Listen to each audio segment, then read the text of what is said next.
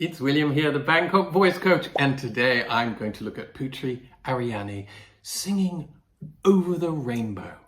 This is a feature song in the classic movie The Wizard of Oz, and of course it was sung in 1939 by Judy Garland.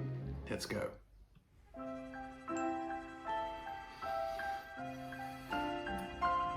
C major.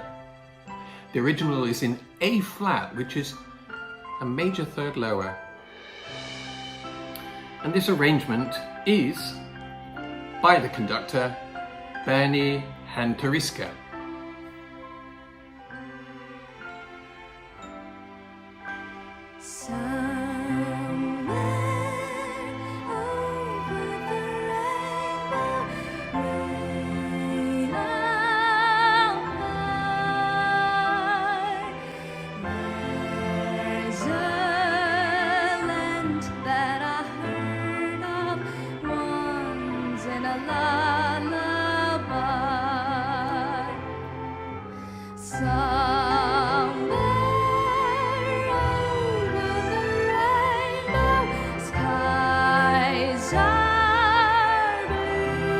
Lovely voice.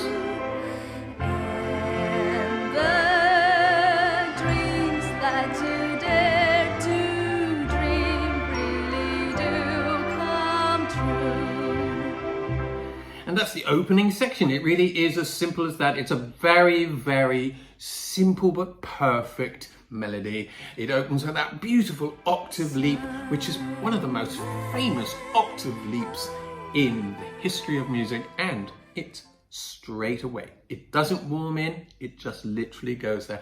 It's composed by Harold Arlen, who was a really famous American songwriter, and he very often worked with Yip Harburg, who was the lyricist. In fact, he wrote all of the lyrics for all of the songs in The Wizard of Oz. Together, they won the Academy Award for the Best Song in 1939, and quite right too. Now, when Judy Garland sings it, there's a sort of sense of nostalgia, a sense of sadness, a sense of yearning, and this is most important because essentially this is a song about yearning. It's about wanting to be somewhere else. It's about dreaming, and of course it is the beginning of the film, and what happens is that Dorothy gets all her dreams. She gets over the rainbow, and it's not at all like she thinks it's going to be. What I do feel at this point is that it's very metronomic, and Putri is being very careful to sing in tempo. And tempo simply means bar lines, the speed at which you go from one bar to the next in the written music. And Bernie here, the conductor, has a school orchestra in front of him, so he's been very careful to keep them in time. And Putri is being very careful to sing in tempo too. Someday I wish You see what I mean? It's very metronomic. Where the clouds are far behind me, where troubles melt like lemon drops away about the chimney tops. That's where you find me. Somewhere over the rainbow, birds fly. Birds fly over the rainbow. Then oh, I can die. Now listen to this.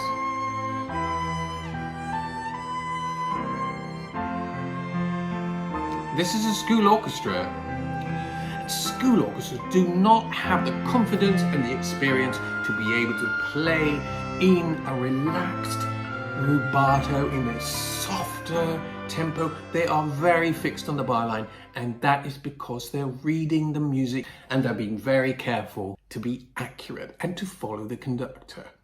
As a result, it sounds rather academic, and Putri is sounding a little bit restricted by this. she is being very careful to sing in tempo because she doesn't want the orchestra to get confused. If she starts pulling it around, which I know she would love to do because she's instinctively musical and instinctively spontaneous when she sings, she's not going to do that because she fears for the orchestra. She thinks that it might confuse them and they might stop playing together as accurately as the conductor would like. Oh, somewhere over the rainbow, skies are blue. She is taking in departures. And the dreams that you dare to dream really do come true. Someday I wish upon a star and wake up where the clouds are far behind. She's trying a little bit more flexibility here. Where troubles melt like lemon drops away above the chimney tops. That's where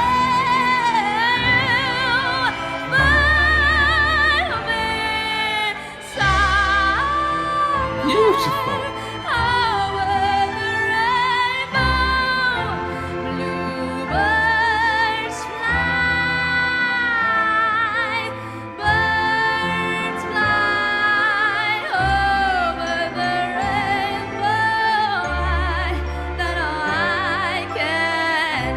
Definitely more confident that she can move around outside of the bar lines and they won't panic.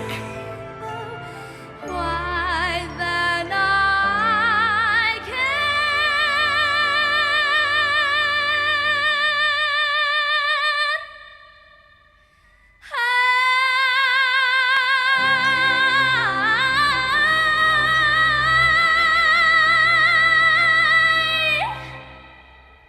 This girl's voice is absolutely off the planet in terms of strength, power, natural resonance. She is a total prodigy. She will only get better and better because the voice is very, very grounded in her body. And she has just got tremendous pipes. I think she's an incredibly clever musician. She started off very metronomic. She made sure that the orchestra was confident, that they were listening, that everyone was listening to each other, that nobody is panicking, and that the conductor is in charge. But what she did on the second time around was she expanded across the bar line, added to the melody, and she allowed a sense of spontaneity, which is so key to her as a performer. She always sounds spontaneous, but she did it while still giving the orchestra plenty of anchors, plenty of points of reference where they never got lost and they always knew where they were. Because remember that an orchestral player is only looking at his or her part. So if you're playing the clarinet, you're only looking at the clarinet part. And when you're not playing, you're counting the bars where you're off and when you're back in again. Your point of reference is the conductor, and it's very important, especially for young players, that they don't get confused. Putri, of course, is a totally brilliant musician. She's a totally fantastic singer, and she's also got that special divine gift of inspiration, which she sounds like she's making it up on the spot. That is the difference between something that is good and something that is great. I do urge you to have a listen to the original, sung by Judy Garland in The Wizard of Oz back in 1939. It's in A flat major. It's substantially lower and rounder and softer, because this is a song where a person is singing to themselves and we're listening in. And it's not an extrovert song, it's very introverted, introspective, and private. It's William here, the Bangkok Voice Coach. Thank you so much for watching, and please do check out all my other videos about Putri Ariani, this wonderful singer from Indonesia. See you soon.